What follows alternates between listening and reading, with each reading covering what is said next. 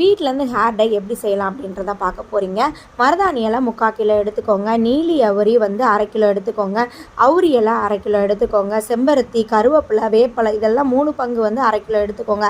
இதெல்லாம் சேர்த்து அரைச்சிங்கன்னா ஒரு 2.5 கிலோக்கு வரும். ஸோ இதை நல்லா காய போட்டு நல்லா மிஷினில் பவுட்ரு ஃபார்மில் அரைச்சிட்டு வந்துடணுங்க. இந்த பவுட்ரு ஃபார்மை வந்து நம்ம ஹேர் டையாக நம்ம அப்ளை பண்ண போகிறோம்.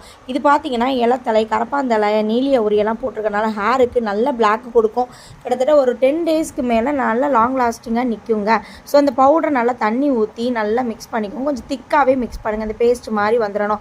இதை எடுத்து நம்ம ஹேரில் எல்லா இடங்களையும் அப்ளை பண்ணுங்கள். அப்ளை பண்ணிவிட்டு 45 மினிட்ஸ் ஊற வச்சு அதுக்கப்புறம் நீங்கள் வாஷ் பண்ணுறது வெறும் தலையில் குளிக்கணுங்க.